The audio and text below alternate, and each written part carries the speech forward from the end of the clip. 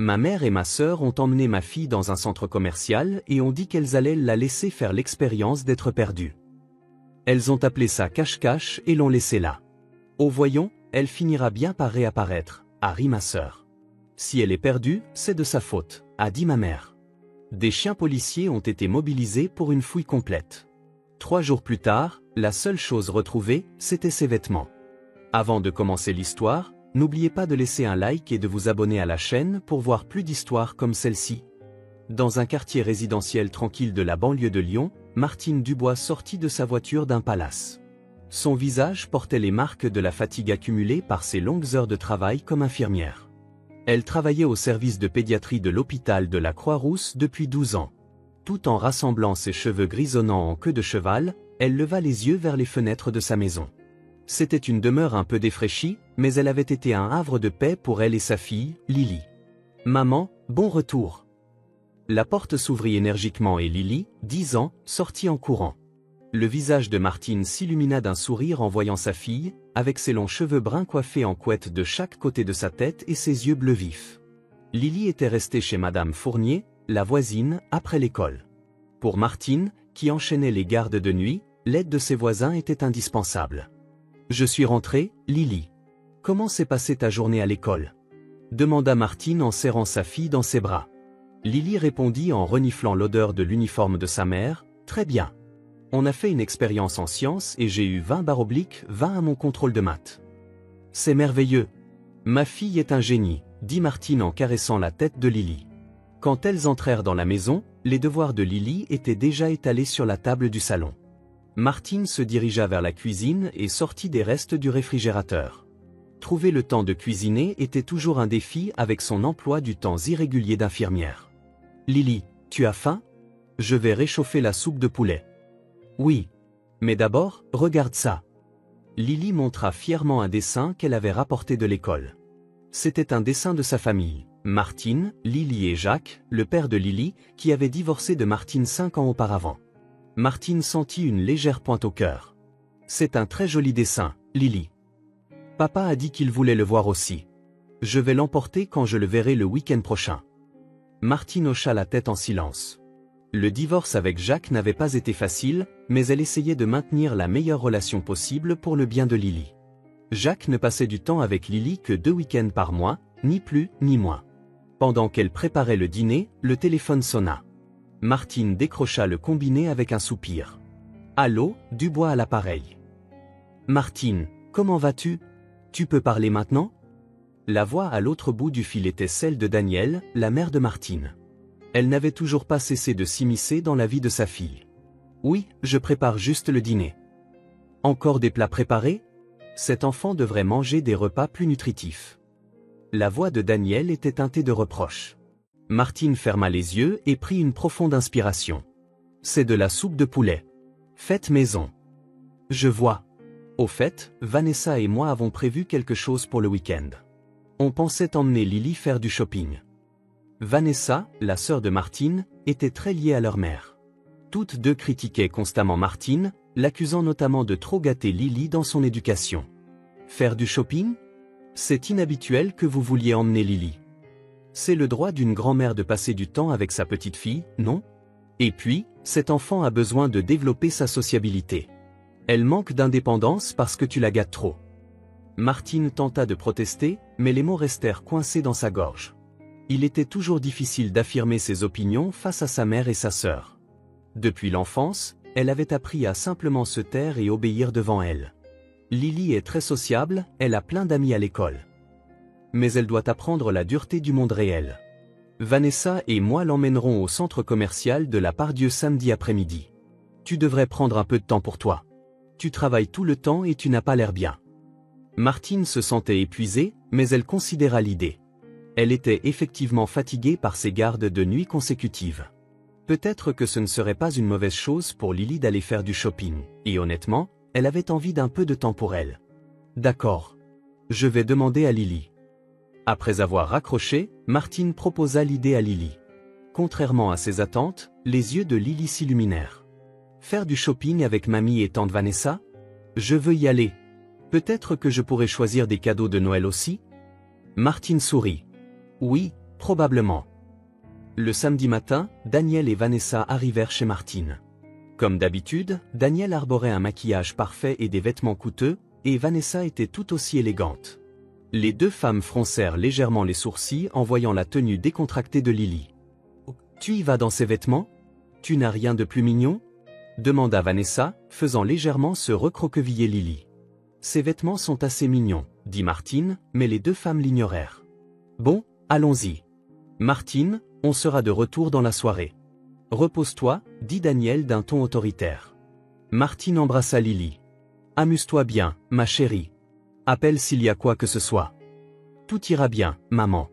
Toi, repose-toi. » Lily fit un signe de la main joyeux en regardant la voiture de luxe de Daniel s'éloigner. Martine sentit un étrange malaise l'envahir, mais elle refoula ce sentiment. Sa mère et sa sœur faisaient partie de la famille de Lily, tout irait sûrement bien. Martine retourna à la maison et décida de profiter de son rare temps libre.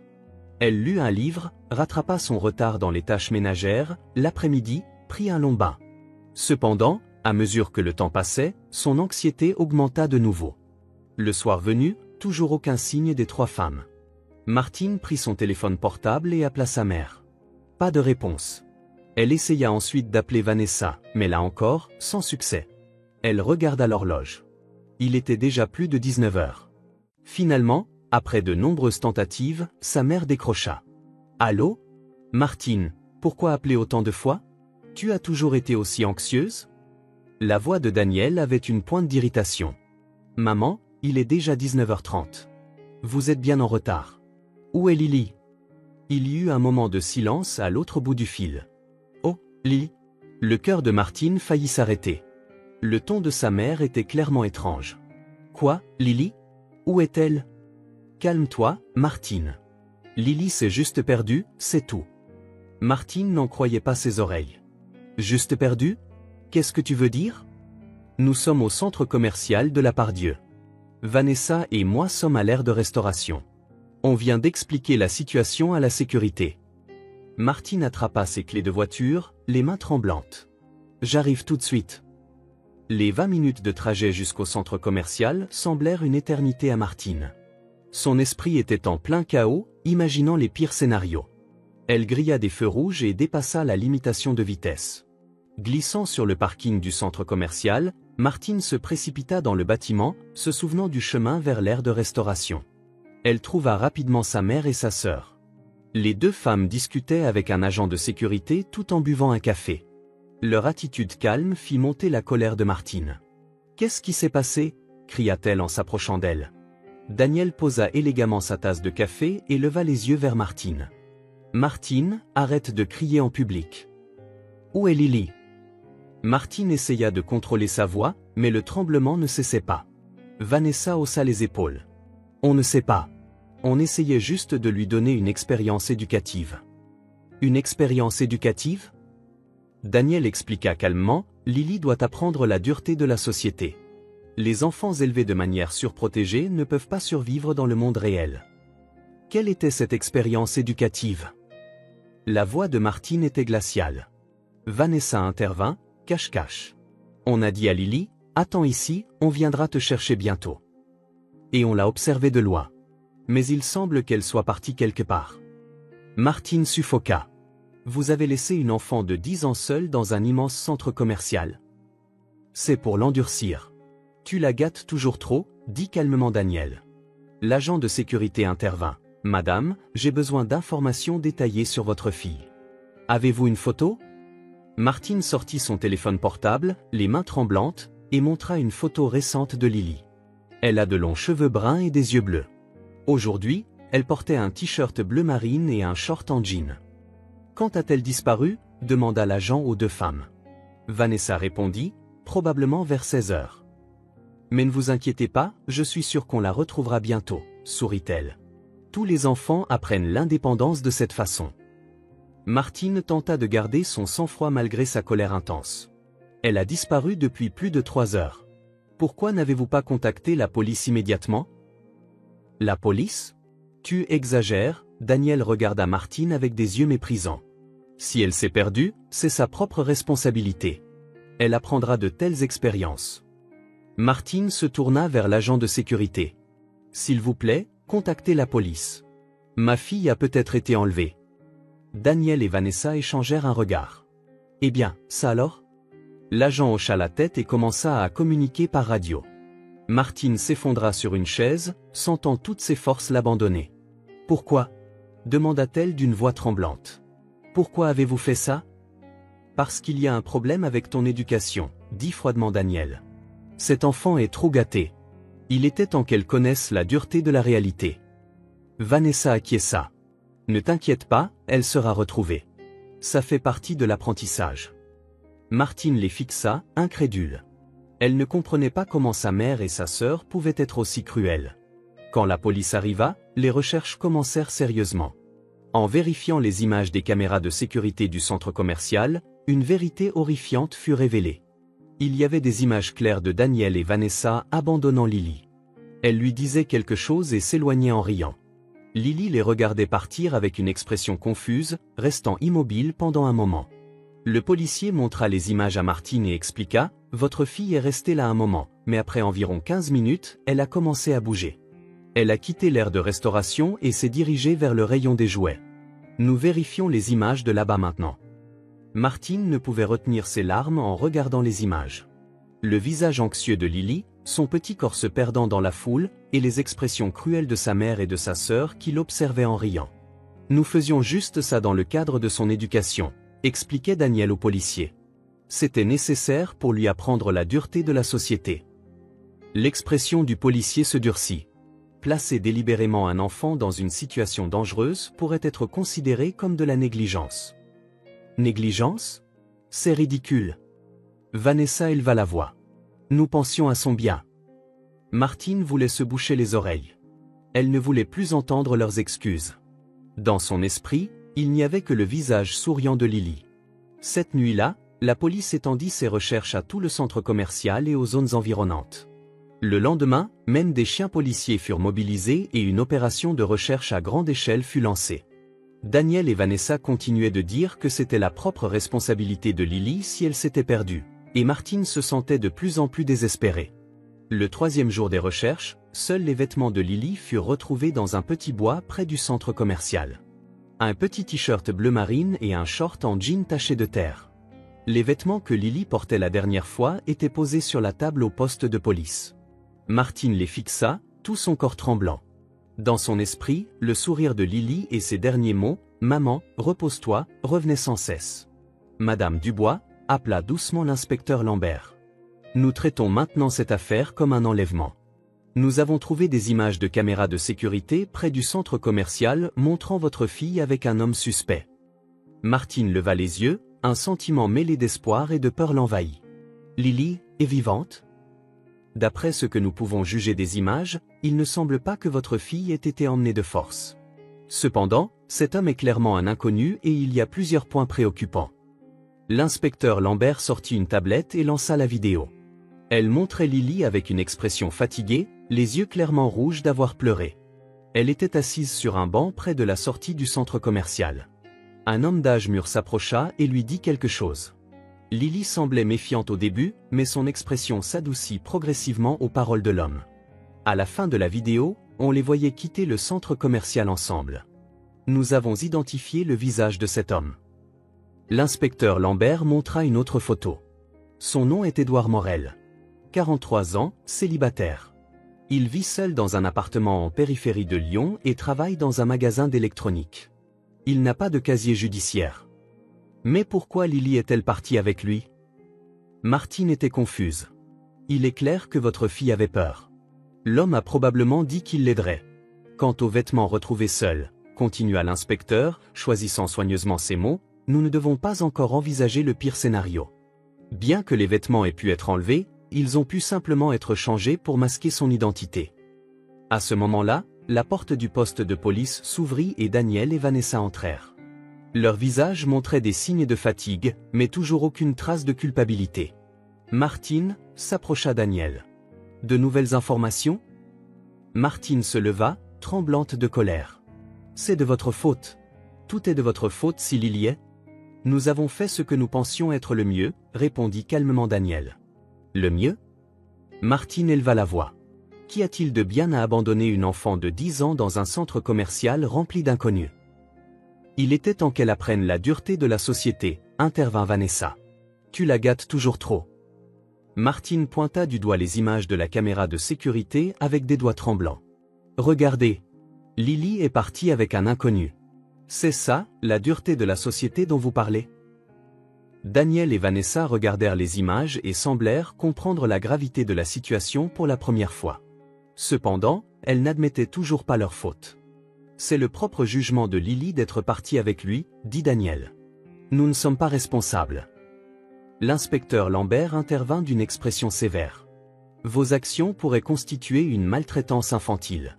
Vous avez délibérément placé l'enfant dans une situation dangereuse. Daniel et Vanessa parurent surprises. Pour la première fois, l'anxiété apparut sur leur visage. Pendant ce temps, Lily se trouvait dans l'appartement d'Édouard Morel. On lui avait donné de nouveaux vêtements et elle séjournait dans une petite chambre.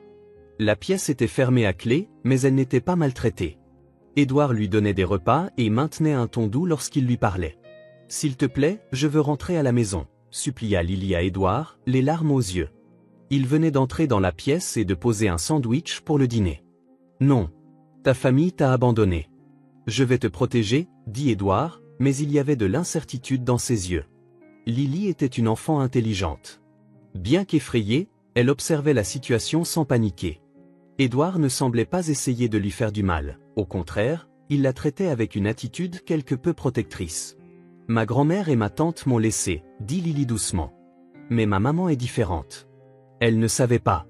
Maman me cherche sûrement. » Édouard la fixa en silence. « Mange. Ça va refroidir. » Après qu'il eut quitté la pièce, Lily ramassa une photo d'elle posée sur le lit. C'était une impression d'une image de caméra de surveillance prise au centre commercial, une photo d'elle pleurant seule. À côté de la photo se trouvait une coupure de journal, un article titré « Appel à des sanctions plus sévères pour la maltraitance infantile ». Lily regarda autour de la pièce. La fenêtre était petite et haute, mais elle n'était pas verrouillée. Elle commença à penser « Cet homme n'essaie pas de me faire du mal, mais peut-être de m'aider à sa manière. » Mais c'était mal. Maman devait s'inquiéter. La police devait la chercher. Elle rassembla son courage et décida de parler à nouveau à Édouard, pour le comprendre et le convaincre de la ramener chez elle. Pendant ce temps, au poste de police, de nouvelles informations étaient parvenues du lieu de travail d'Édouard. Il avait pris congé 2 semaines auparavant. Selon ses collègues, il parlait souvent d'avoir reçu une éducation stricte dans son enfance. Plus précisément, il semble avoir été maltraité par sa mère et sa tante sous prétexte d'apprendre la dureté de la société. Il est possible que Morel ait tenté de sauver votre fille en raison de son traumatisme passé, expliqua l'inspecteur Lambert à Martine. Selon ses collègues, il était très sensible à la question de la maltraitance infantile.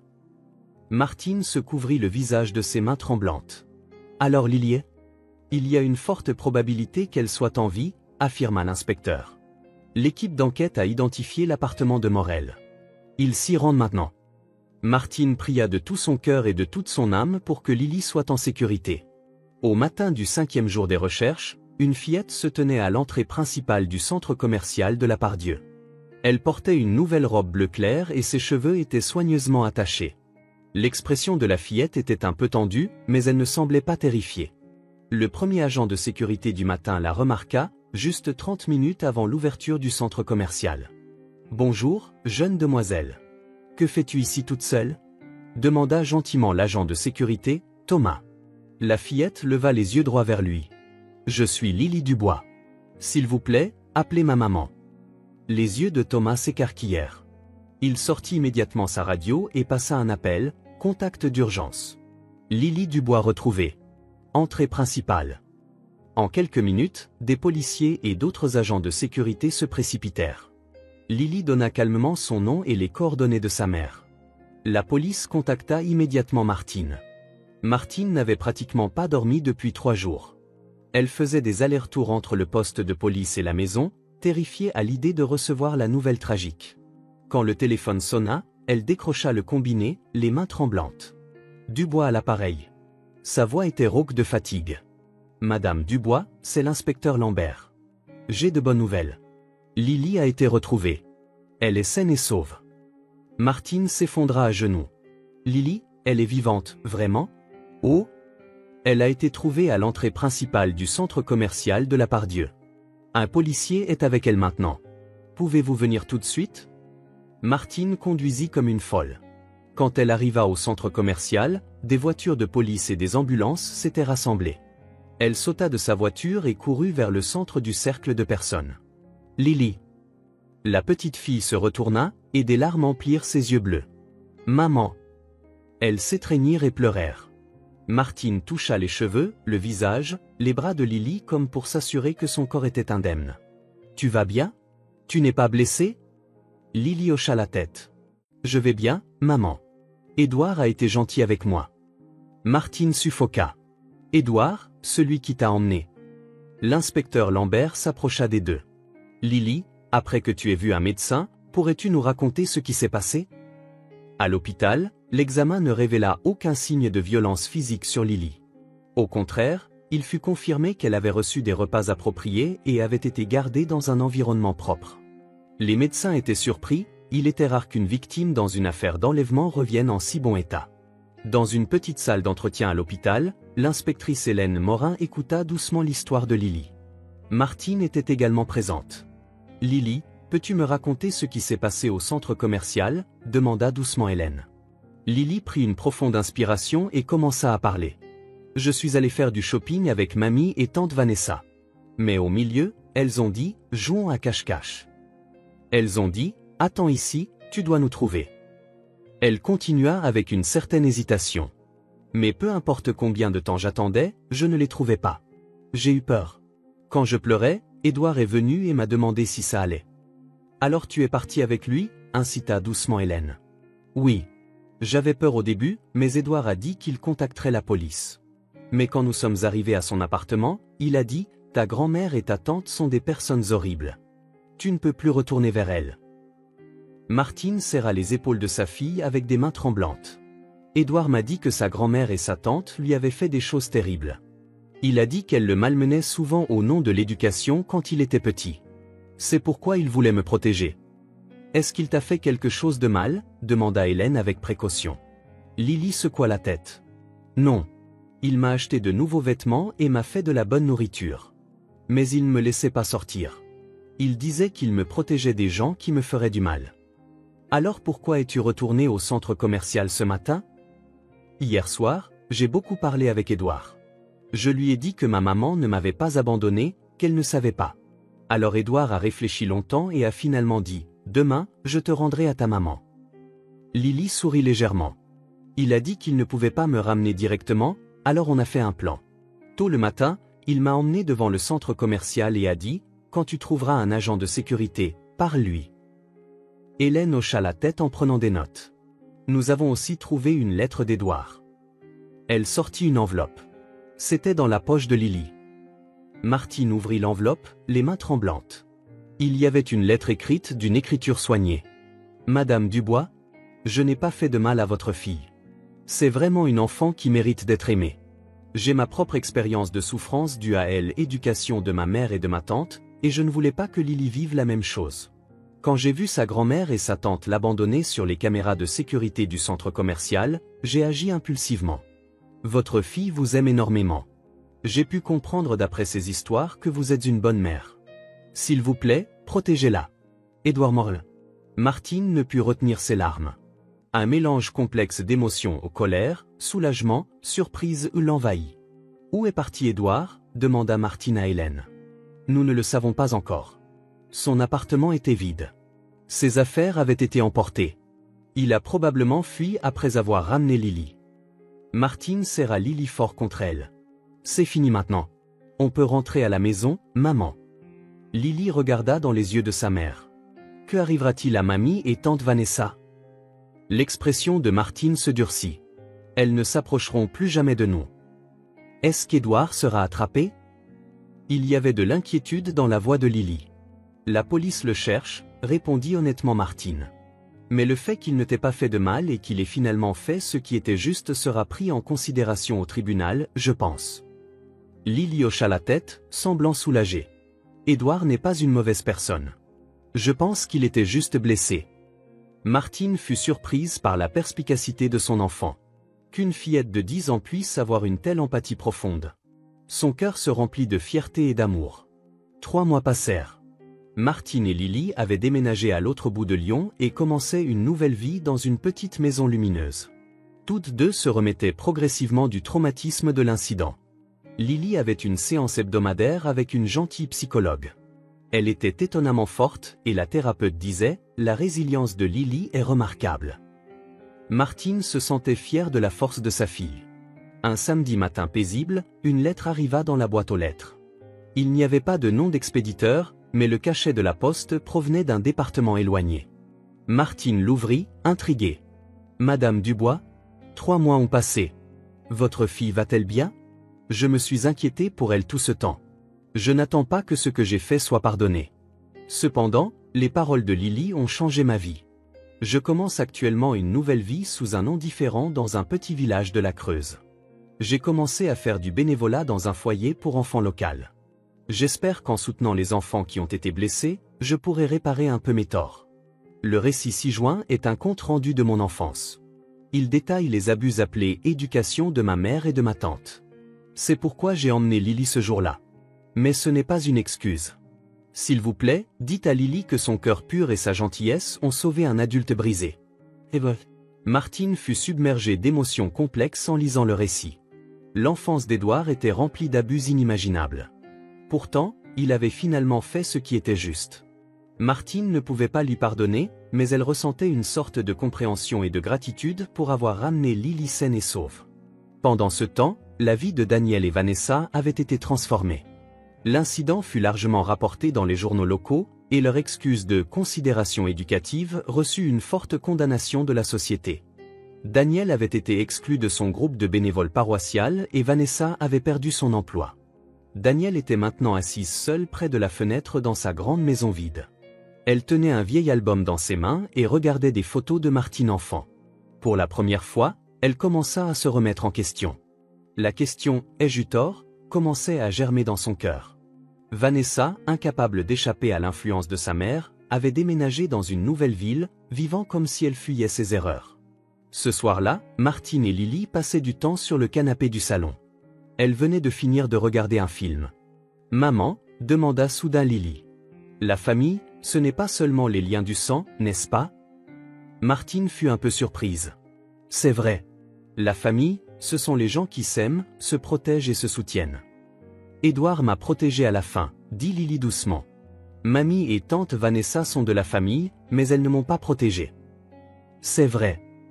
Martine était surprise par la perspicacité de sa fille. Même si nous ne sommes que toutes les deux, nous sommes une vraie famille, n'est-ce pas? Les yeux de Lily étaient pleins d'espoir. Bien sûr, ma chérie. Martine serra sa fille dans ses bras. Nous sommes la meilleure des familles. Cette nuit-là, Martine décida d'écrire une réponse à la lettre d'Édouard.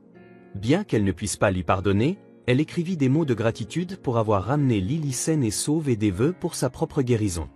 Dehors, la neige avait commencé à tomber doucement. Une lumière chaude brillait dans la petite maison de Martine et Lily. C'était l'image d'une vraie famille, créée par le lien fort qui les unissait.